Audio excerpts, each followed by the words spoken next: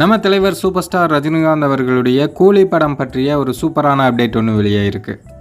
கூலி படம் முழு வீச்சில் தயாராகிட்டுருக்கு. கிட்டத்தட்ட 80% பணிகள் நிறைவடைஞ்சிருச்சு. இன்னொரு 20% தான் படப்பிடிப்பு இருக்குது.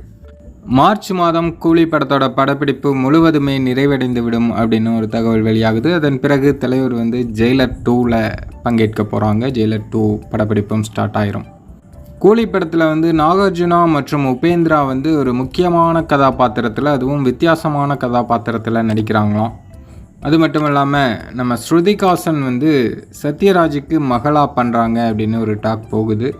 அதுலேயும் ஸ்ருதிகாசன் ரோல் ரொம்பவே பயங்கரமான ரோலாக இருக்கும் அப்படின்னு சொல்கிறாங்க. இந்த படத்துக்கு அப்புறமா ஸ்ருதிகாசன் மீண்டும் இன்னொரு ரவுண்டு தமிழ் சினிமாவுக்கு வருவாங்க அப்படின்னு தகவல்கள்லாம் வெளியாகுது. தலைவர் கூட லோகேஷ் இப்போ தான் ஃபஸ்ட் டைமாக ஒர்க் பண்ணுறாரு. தலைவரோட பங்க்சுவாலிட்டியை பார்த்து லோகேஷே ரொம்ப வியந்து போயிட்டாராம். 9 மணிக்கு ஷாட் அப்படின்னா 8 மணிக்கெலாம் ஸ்பாட்டில் ரெடி ஆகிடுவாராம் தலைவர் ரஜினி. 170 படங்களுக்கு பிறகும் கூட சரியான நேரத்தில் படப்பிடிப்பில் இருப்பது லோகேஷை வியக்க வச்சிருக்கு அப்படின்னு தகவல் வெளியாகிருக்கு. அது மட்டும் இல்லாமல் நம்ம அமீர் கானும் இந்த படத்தில் இருக்கார் அப்படின்னு ஒரு தகவல் வெளியாகிட்டு இருந்தது இல்லையா? அமீர் கானோட ஆக்ஷன் காட்சியை பார்த்தும் லோகேஷ் ரொம்பவே மிரண்டுட்டாராம். ஸோ தலைவருக்கு வில்லனாக அமீர் கான் பண்ணுறாங்க அப்படின்னு தகவல்கள் வெளியாகுது.